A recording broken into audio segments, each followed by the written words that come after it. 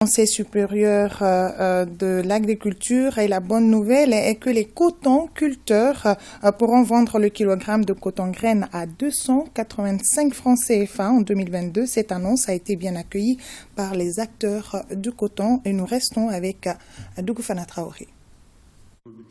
Dans la salle des banquets de Koulouba, l'agriculture dans toutes ses composantes était à l'honneur à la faveur de cette 12e session du Conseil supérieur de l'agriculture.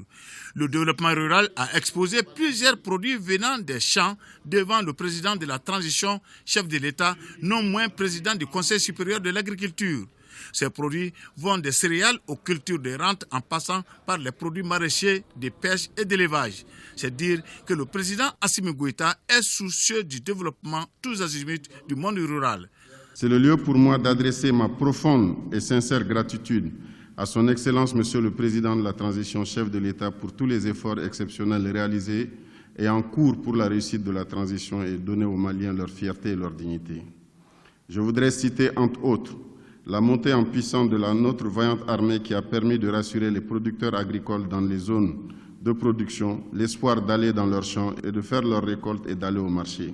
Les œuvres sociales du président de la transition pour soulager les souffrances de nos populations laborieuses et des réfugiés à travers la réalisation des forages, la remise d'équipements perfectionnés aux centres de santé et la distribution des vivres et autres matériels aux populations démunies. Et surtout, la visite de reconnaissance à l'endroit des producteurs de coton du Mali ce 19 mars 2022 à Koutiala, qui sera une date mémorable pour les producteurs agricoles en général et les cotonculteurs en particulier, car notre pays a reconquis sa place de premier producteur de coton en Afrique subsaharienne. La mise en œuvre du plan de campagne 2022 contribuera à l'atteinte de la sécurité alimentaire et nutritionnelle et à l'amélioration des revenus des producteurs à travers les résultats suivants. 10 500 000 tonnes de céréales et 780 000 tonnes de coton graine. On retient de ce conseil de l'espoir et aussi une organisation du monde rural pour qu'il y ait plus d'emplois. Une organisation du monde rural pour que les Maliens puissent se nourrir eux-mêmes. Nous avons fait le bilan de la campagne 2021 et nous avons fait les projections sur l'année 2022, 2023 et 2024. Aussi, il y a eu des grosses annonces. Il y a une loi de programmation des investissements agricoles qui va être mise en œuvre.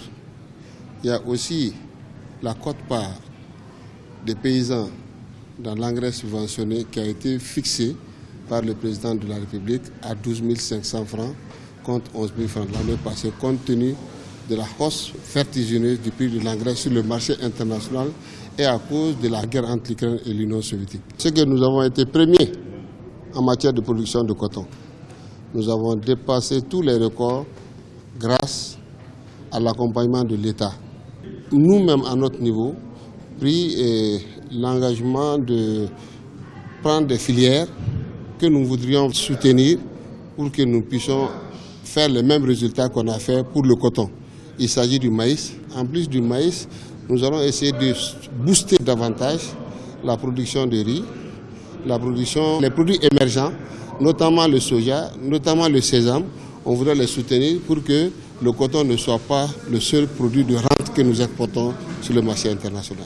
Ce n'est pas tout. Près de 300 000 tonnes de pommes de terre, 760 000 tonnes d'oignons et échalotes et 725 000 tonnes de mangue sont aussi prévues. Sachez que le Mali est le premier producteur de coton en Afrique subsaharienne avec 760 000 tonnes, deuxième pays d'élevage en Afrique de l'Ouest après le Nigeria et premier dans la zone UEMOA, troisième pays en Afrique dans la mise en œuvre de l'initiative de Maputo demandant 10% du budget national au secteur de l'agriculture. Le budget consolidé de cette campagne agricole se chiffre à 456 milliards de francs CFA. L'État prend en charge 39%, soit 176 milliards 200 millions. 44% sont à la charge des exploitants agricoles, soit 203 milliards de francs CFA. Et les 17% restants seront financés par les PTF.